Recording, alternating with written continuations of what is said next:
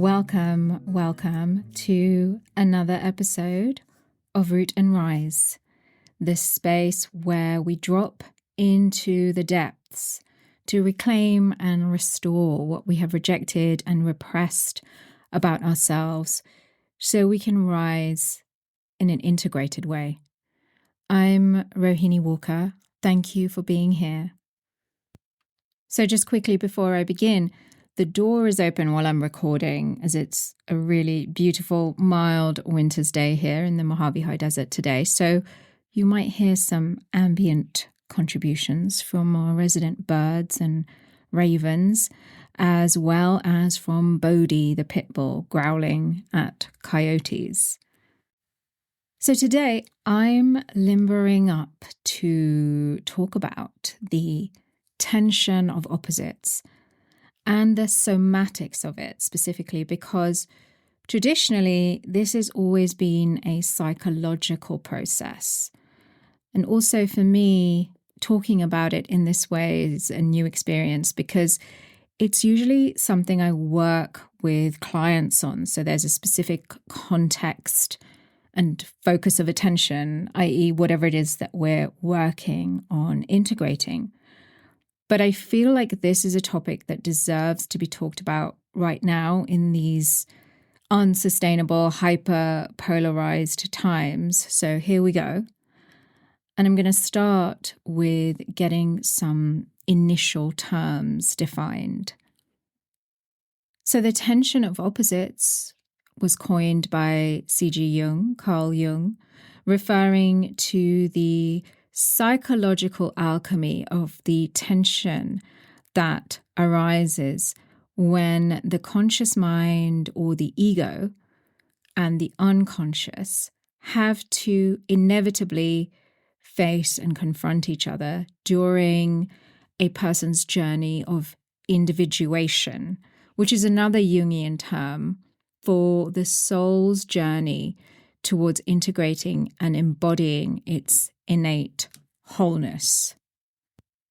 Don't confuse individuation with the whole rugged individualism thing, which is essentially an out-of-control ego, the small self that's untethered to the larger self, the capital S self. Individuation, on the other hand, is the process that integrates the ego into the larger self.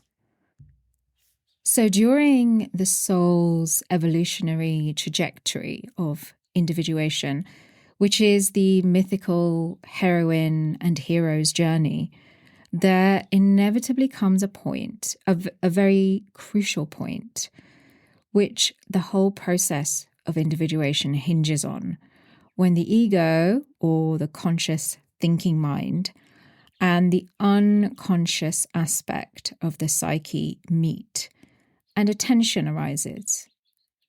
And this is the tension of opposites.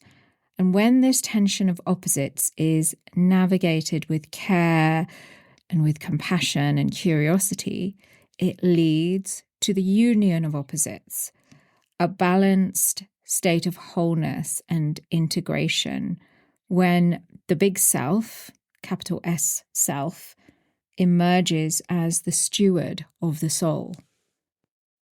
We're not lost in the materialist fantasies of the unintegrated ego that thinks that it's completely separate from life and from nature and from divinity, and in the fantasy of I, me, mine. Nor are we drowning in the deep waters of the unconscious without a foothold on a healthy, differentiated sense of self via the nervous system body-mind complex. This union of opposites gives birth to the transcendent function, another Jungian term, which is, in his words, a natural process, a manifestation of the energy that springs from the tension of opposites.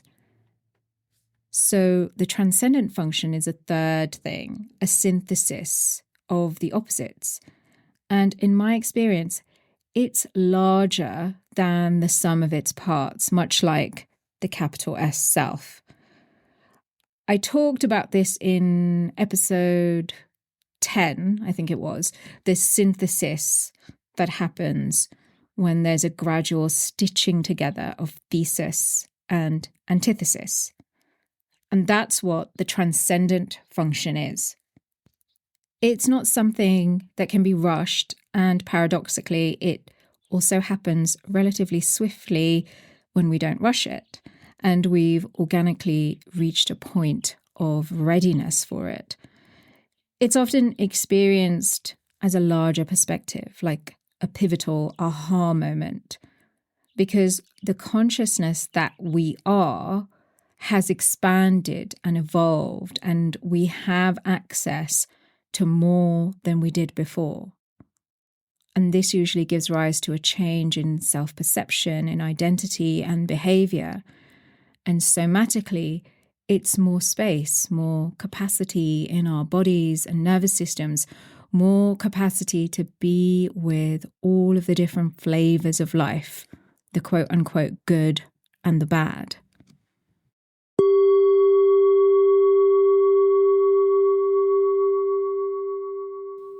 Okay, so let's take a quick pause here. Let's take a breath, land in the body, in the belly, in the heart. What, if any, sensations are you noticing?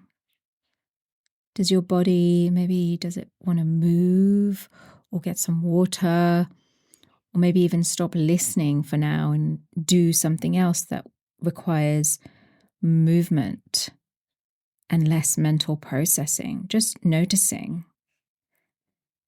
Taking brief pauses like this and inviting the body into the conversation is a small and significant way to start weaving this union of opposites.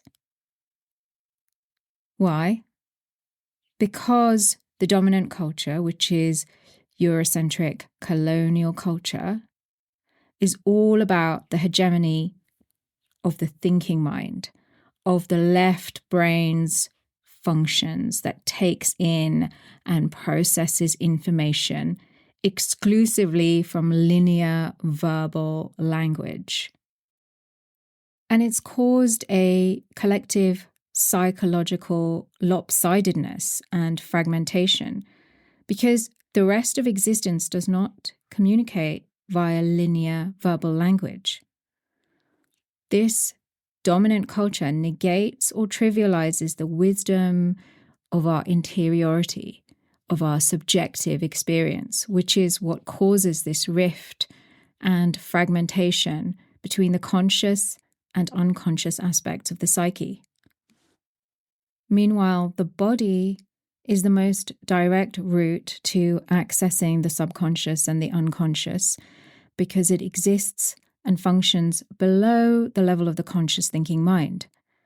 When we pause regularly and invite the body into the conversation, we are disrupting the lopsided left brain leaning status quo and opening up to a more than verbal conversation where sensation and image and symbol and myth and metaphor can also participate, where the world-building quality of imagination can also participate. So let's talk a bit about the unconscious. You're probably familiar with it in terms of shadow integration, another practice made famous by Jung. The unconscious is many things, including the place where we stuff all the parts of ourselves in our lives that we don't like, that the culture disapproves of, that our families of origin told us were wrong and bad when we were children. All of this becomes our shadows, individually and collectively, because the unconscious is both personal and transpersonal. We experience unintegrated shadows when we keep bumping up against the same limiting or harmful patterns and experiences in our lives, and we keep judging them and disapproving of them and shoving them back into the shadows and into the unconscious, where they become distorted psychological contractions. Anywhere we're judging ourselves and our lives and our experience is where we are perpetuating our shadows. So this is clearly a very Jungian episode, and I'm going to hit you with another quote by him, which you've likely heard before, and which says all of this better than I ever could. Until you make the unconscious conscious, it will direct your life and you will call it fate. And this is true on a personal and collective level, as we'll see. The unconscious is the non-dual aspect of the psyche, meaning it's non-binary. It's not judging something as good or bad. It's fully receptive to everything, all life, all phenomena. In this sense, you could say that it's the part of us that has the capacity for true unconditional love and acceptance. The unconscious is, strictly speaking, not the same as the subconscious, although they're used interchangeably. The unconscious is deeper. It holds more primal and transpersonal content and very deep repressed traumas, including collective, karmic, ancestral, and generational. And the subconscious is a layer of the psyche that exists just below our conscious thinking mind.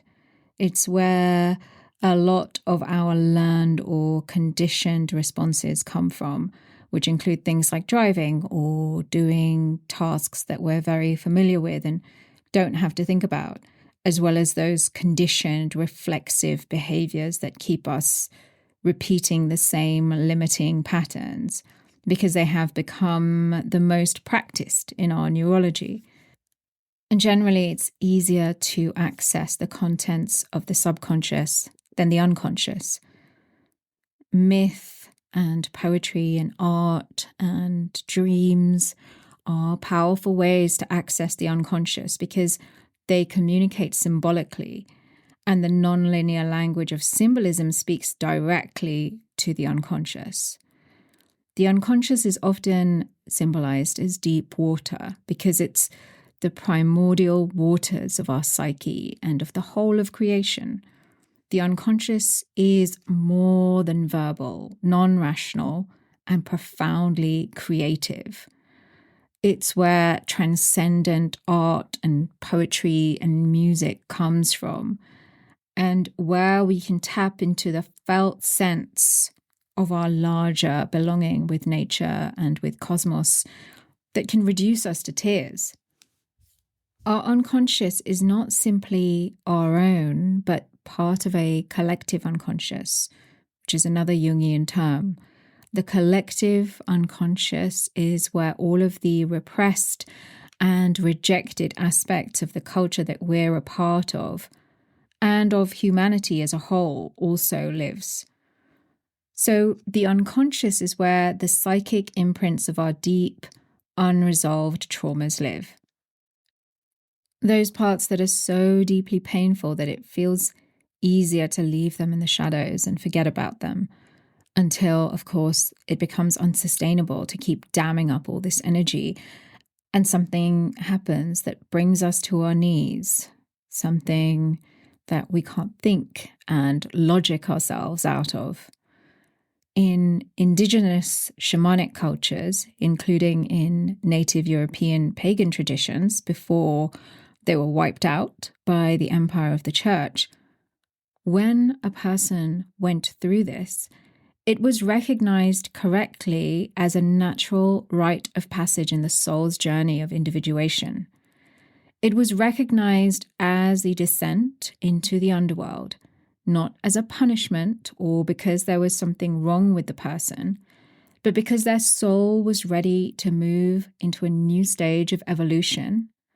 And the underworld is where treasure in the form of wisdom and life force is reclaimed.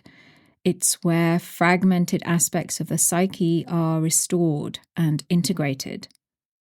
The person is guided and held as they journey through their psychic lower worlds, which is the unconscious, so that they can retrieve more of themselves. This is also why mythology is such an amazing ally in integration and transformation work, because its language is symbolic, archetypal, and allegorical, speaking directly to the unconscious. And it helps to locate and orient us in this journey of individuation. It helps to anchor us in a larger context and give meaning to these experiences we're having that the culture pathologizes. For me personally, working somatically with myth has had profoundly transformative benefits. And it's something I turn to when appropriate when I'm working with one-to-one clients. So yes, in our modern dominant culture, where the externally conditioned conscious mind, the thinking mind, and being quote unquote normal is worshipped to the exclusion of everything else, especially our interiority, our inner life, this sole rite of passage is completely pathologized. We call it a breakdown, and we medicate the person, often for life, to fix them so that those unconscious currents of the psyche can stay pushed down and they can continue to be an obedient, normal person. It makes me think about that quote from the Indian philosopher and mystic Jiddu Krishnamurti. He said, "It is no measure of health to be well adjusted to a profoundly sick society." So when we marginalize and repress the unconscious, we're essentially saying that the very tippy tip of the iceberg is all there is. We're walking around in a state of deep ignorance of our own depths and of the power of those depths. And when those parts of ourselves that we've shoved into the shadows start to very naturally bubble up to the surface, seeking resolution, seeking integration, which can only happen through making them conscious, we project either internally towards ourselves. What's wrong with me? Why can't I just be normal? That was a big one for me. And all the other ways that we make our very natural experience of individuation wrong and bad. Or we project outwards towards people or groups or belief systems that are different from us. We demonize and pathologize difference and diversity in the world, creating deep ruptures of polarization because it's too uncomfortable and also culturally frowned upon to radically love and have compassion for our own gnarly bits. There's nothing wrong with us for doing this.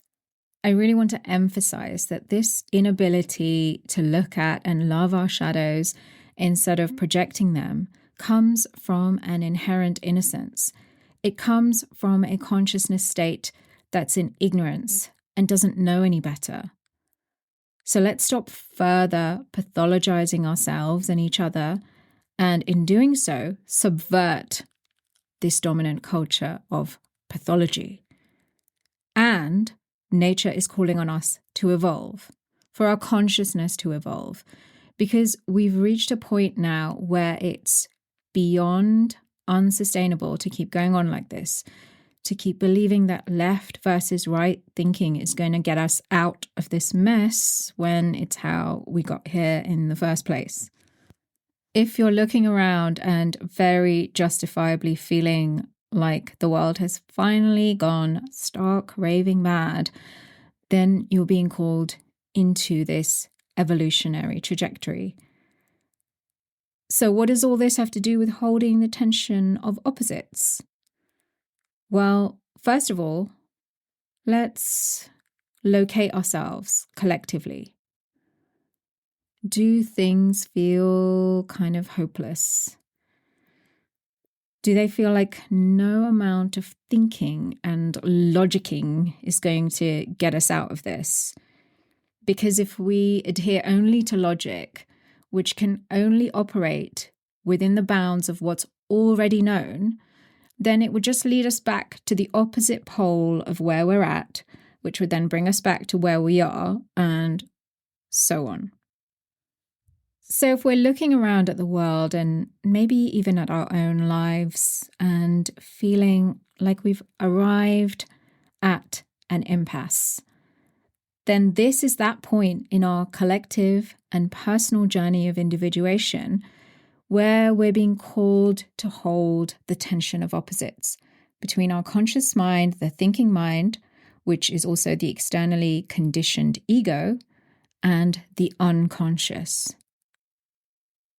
The ego, the unintegrated ego, is obsessed with being right, with being perceived as good by the social group that it identifies with. In order to be right and be perceived as good, and in order to exist, actually, it must project wrongness and badness onto someone and something else. Its very existence depends on the other that it demonizes. That's how the unintegrated ego achieves a sense of self and self-differentiation, albeit in a very regressive and immature way. And this is how we've been trained to function in this culture. So let's look out at the world right now, at the dizzying escalation of injustice and harm and violence and genocide and environmental degradation, all the things that we very naturally dislike and hate and judge and wish would just stop and go away. All the things that are happening out there in the world being perpetrated by legit bad people who are nothing like us. We're good people. Looking out at the world right now, I'm very much feeling this. I'm not immune to this either, this sense of they're bad and I'm good. They're on the wrong team. I'm on the right team. And awareness of this is the first step towards evolving away from this whole us versus them way of being. Yes, there are nefarious energies afoot, nefarious energies that want to demonize and pathologize and destroy difference and diversity and humanity. And how am I doing that to myself? How am I demonizing, pathologizing, and rejecting parts of myself that I judge and pushing them into the shadows and into the unconscious? These microaggressions against ourselves and against each other compound into the macroaggressions we're seeing in the world. It's all one weaving. Okay, so there are archetypal energies at play here. Archetypes are transpersonal, essential energies, like extremes. They don't have much nuance, which is a very humanizing quality. Archetypes tend to happen whenever there's polarization. And what do we know about polarization? That one pole cannot exist without the other. It needs the other to define it. Psychologically, whenever we over-identify with being perceived as good and right, which is what this culture demands of us, we negate and push away a part of ourselves that we label as bad into the unconscious. And by doing this, we're giving it teeth, when all it really wanted was to be loved and integrated. And what do I mean by we're giving it teeth? I mean, this archetypal energy becomes a psychological complex by becoming repressed, and then it comes out sideways in our lives and in the wider world. All of the things that we have judged as wrong and bad about ourselves and pushed into the shadows of our unconscious, which is not separate from the collective unconscious. Ultimately, inevitably, all of these aspects of self that we've rejected are expressed into the world as hatred, as violence, as harm, injustice, war, and all the rest of it. What we see in the world is an outpicturing or projection of our own shadows, of our own rejected parts, now with very sharp teeth out to cause harm. Maybe this feels triggering to you. You don't have repressed urges for genocide and war and violence and megalomania inside of you. No, you don't. That's true. And all the things that we negate and pathologize about ourselves, they build up. The repressed energy builds up and compounds in the unconscious. And like I said, develops teeth, sharp, terrifying ones. In trying to be perceived only as good and right and denying our wholeness, we create and compound monsters within ourselves. Or, as Jung put it in his pithy way, I'd rather be whole than good. So I want to drop us into a short somatic experiencing practice, which will maybe ground some of what I'm saying into something practical and less conceptual. It's possible to go really deep with this practice, but I'm going to offer a taste of it so you have a clearer sense of what I'm talking about. And don't do this if you're driving or doing anything that requires you to concentrate for your safety.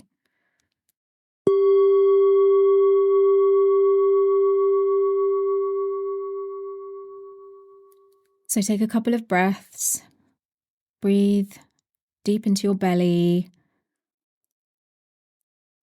and exhale fully and gently through the mouth. Let the inhale sweep through your body, and let the exhale release whatever has been swept up.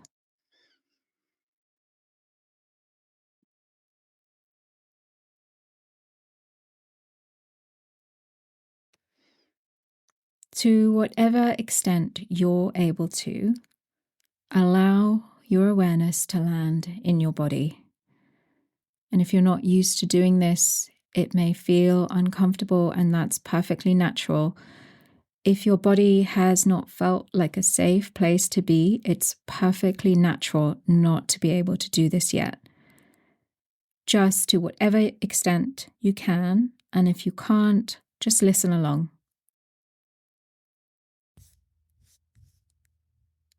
And bring into your awareness something about you that elicits external approval and validation and praise. It could be a quality that you embody or something you do, maybe even something you're known for, something that the world generally approves of and makes you feel like you're a good person, a worthy person. And now gently, slowly, to whatever extent that you can, feel that experience in your body.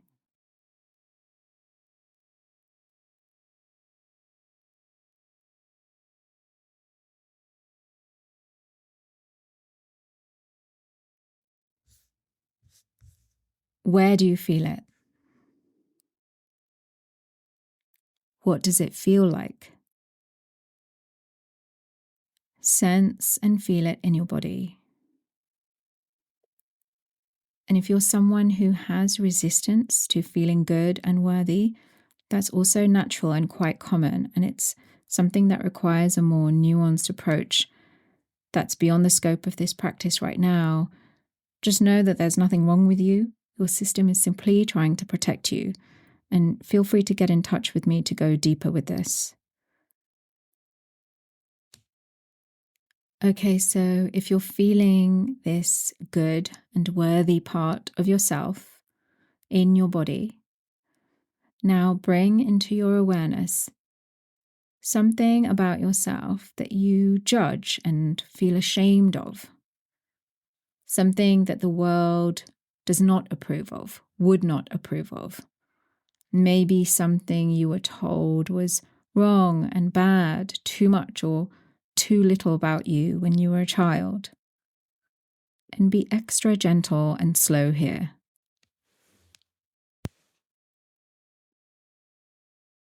This is a part of you that's been in the shadows. It's probably not used to being connected with in this way, so it may take a few moments. It's been layered over with judgment and shame and rejection. Notice and feel whatever you notice. You're opening up a space for it within you, and it'll come when it's ready. It might not be today.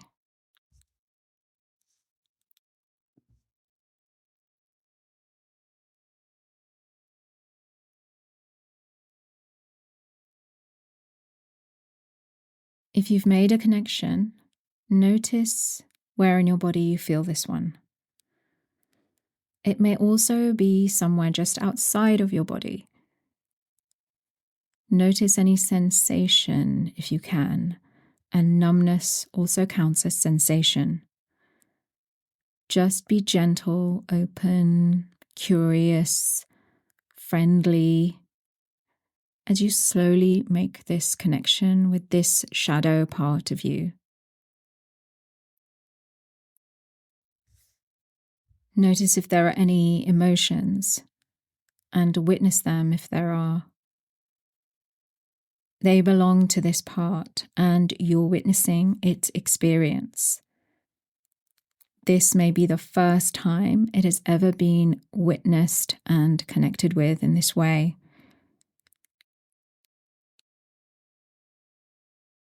So now we're going to spend a few moments feeling the good and worthy part you connected with first, and then toggling our awareness to feeling this unconscious bad and wrong part, and spending a few moments there.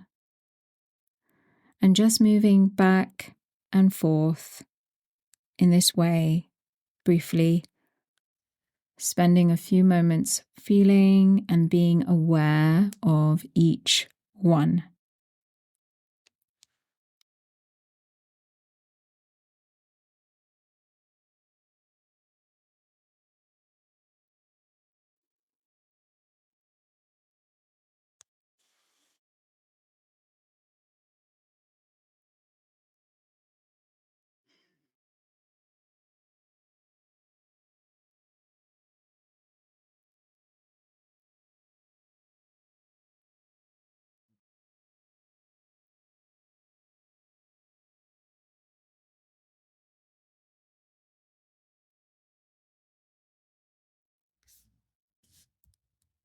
And slowly come to a pause. Notice whatever you notice. This isn't about fixing anything. It's about relating to yourself, to all that you are with care and compassion and presence. If this is the first time you've connected with yourself in this way, it might evoke all sorts of things. Notice your breath. Thank yourself. Thank these parts for being willing to connect with you in this way.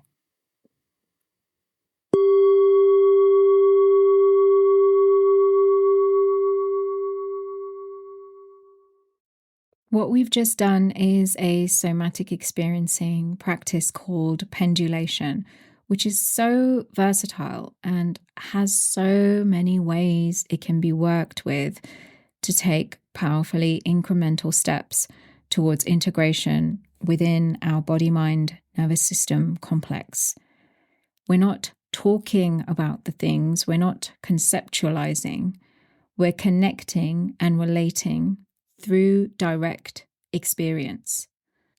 No matter how many times I work with this practice, the thing that always blows my mind about it is the way that it shows us so clearly and unequivocally how the body has the capacity to hold polarity, to hold difference, just like nature, which includes and makes space for viruses and venomous snakes, as well as rainbows and butterflies, and so much else in between. But because of the domination of the culturally conditioned, unintegrated ego and the thinking mind, we deny and repress and negate these so-called bad and wrong parts about ourselves, which does not lead to integration and wholeness. It leads to fragmentation and projection and systemic unsustainability within us and without. When we negate and deny the unconscious and our shadows, we create dense contractions in our psyche and soma that feel cut off from the whole. And it leads to a world that's run by densely contracted, out of control, unintegrated, megalomaniacal egos that feel cut off from the whole. We see it in the world because it's the collective condition.